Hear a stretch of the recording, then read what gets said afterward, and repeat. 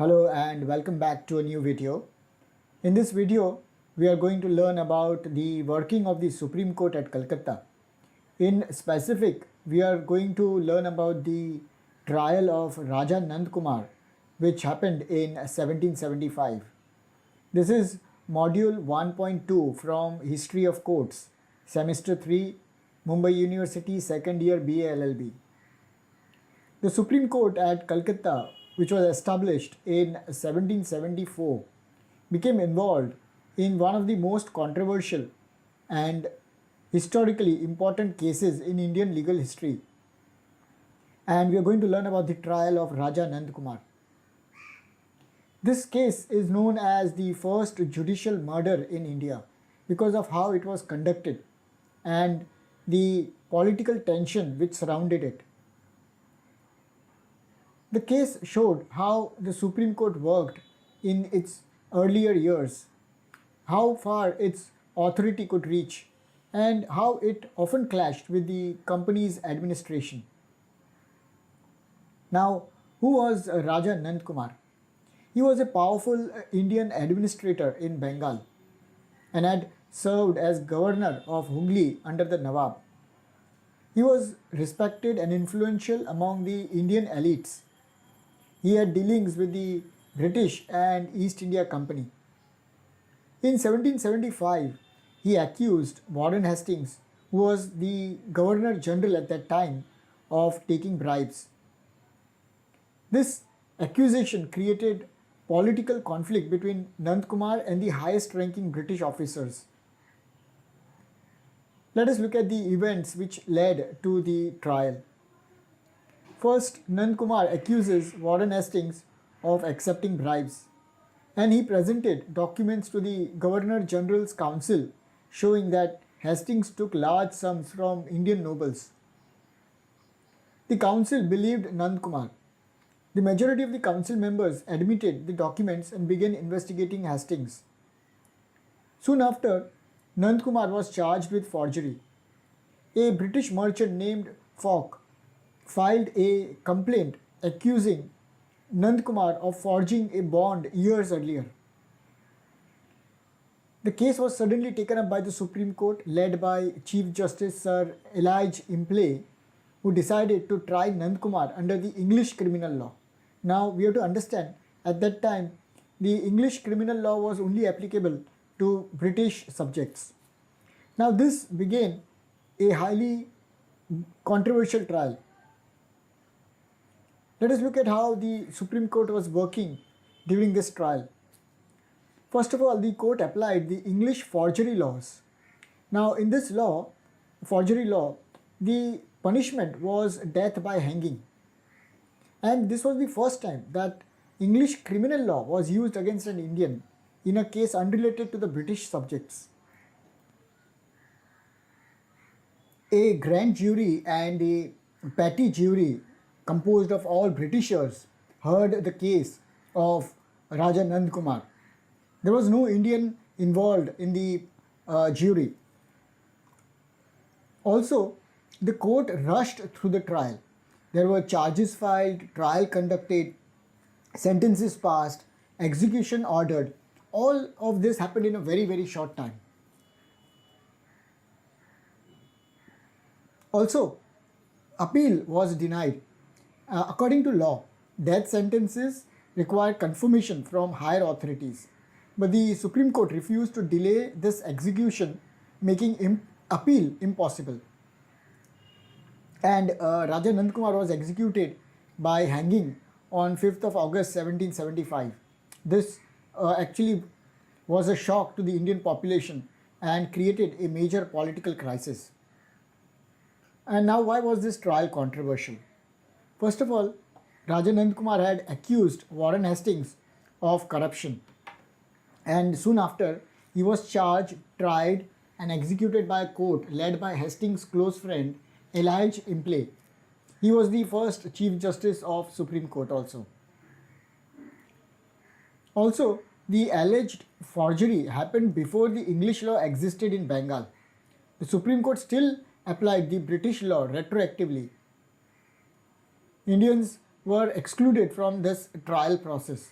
and the jury consisted only of the British subjects. The forgery charge, even if true, was usually not punishable by death under the Indian law, and therefore the punishment was too harsh. The death by hanging was also against natural justice, as no time was given for appeals. Many believed the trial was used to protect Warren Hastings, and it was seen as a political revenge because Nand Kumar had accused Warren Hastings of accepting bribes. Okay, so what was the impact of the trial? There was a huge public outrage in Bengal, and people viewed the execution as unfair. There was parliamentary inquiry in England, because of which Elijah Imlay and Hastings were later impeached. This led to the Act of Settlement of 1781. This act restricted the Supreme Court's jurisdiction to prevent such misuse. So, because of this 1774 and 1775 judgment cases, the Act of Settlement came in 1781, which restricted the Supreme Court's jurisdiction to prevent such misuse. The Supreme Court and the company courts, they both followed completely different laws, which basically led to clash between the British and the Indian legal systems. Also, this Act of 1774 and the number of cases involving Supreme Court, it showed that there was a need for much better and clear jurisdiction and fairness, and this marked the further reforms which came in the later years. Let us do the revisions now. Nand Kumar accused Warren Hastings of corruption, and soon later the charge of forgery was put on Nand Kumar. He was tried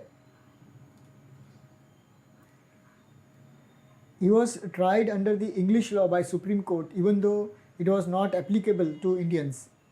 The jury were all Britishers, and he was sentenced to death without any appeal allowed and executed in 1775. This was seen as the first judicial murder by the court. It led to the Act of Settlement of 1781. Let us look at the mind map. The trial of Raja Nand Kumar, 1775. What was the background? He first accused Warren Hastings of bribery and corruption. This led to political tension between Nand Kumar and the council members of Warren Hastings. A case was filed by British merchant, although it was an older case of forgery, and Nand Kumar was accused of it. Now, what was the proceedings? English law was used, although it was not applicable to Indians. There was a jury trial, but all the members of the jury were Britishers. The sentencing was very quick. There was hardly any time between the trial, the looking at evidence, the evidence stage, and the final sentencing. There was no appeal allowed. And what was the impact of the case? It led to public outrage in Bengal. Hastings and Impe both were impeached and removed from their position. After that, Act of Settlement of 1781 was passed, which limited the Supreme Court's power. What was the controversy in this? It was assumed that this was all because of political motive, and the punishment was very harsh. Also, the English law was applied on Indians, which was not being done at that particular point of time, and all jury members were Britishers.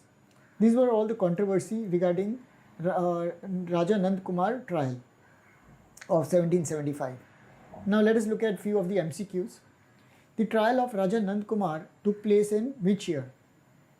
1775. Raja Nand Kumar accused Warren Hastings of what? So it was corruption. The Supreme Court tried Nand Kumar for what? So it was for forgery. The presiding Chief Justice during the trial was who? It was Elijah Impey. The law applied by the Supreme Court was which one? So it was English criminal law. The type of jury used in the trial was what? It was all British jury. Raja Nand Kumar was executed by how? How was he executed? He was executed by hanging. The punishment for forgery under English law at that time was what?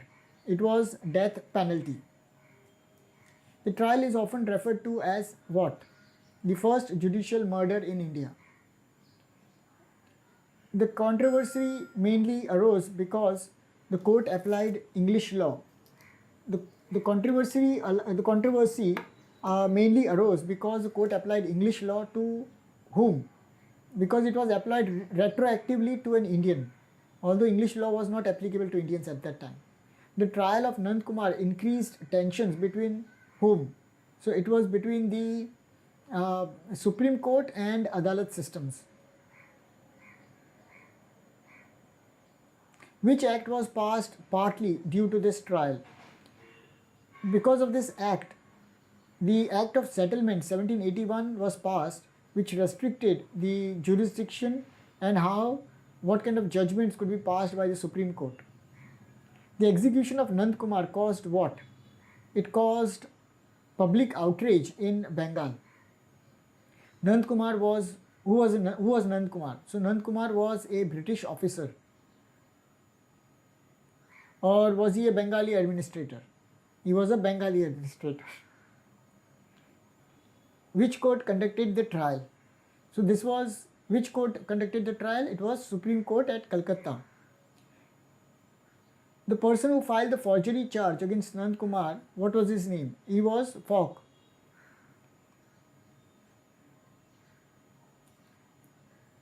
The Supreme Court refused to allow what in Raja Nand Kumar case, in Raja Nand Kumar trial? He was not allowed to appeal.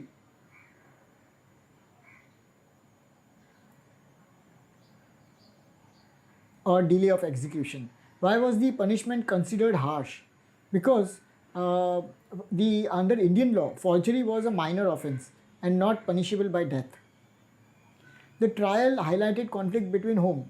So again, this was between the company law and English law, because company law applied Indian laws to the Indian inhabitants, whereas English law applied the English law only for Britishers, but for the first time, rather in this case, Raja Nand Kumar's trial, English law was applied.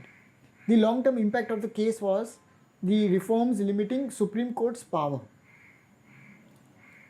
So this is all for this video, where we saw the trial of Nand Kumar or Raja Nand Kumar. So this was module 1.2. Thank you very much for watching this video and listening through. If this video was helpful, do consider sharing and subscribing. Thank you very much. Take care. Bye-bye.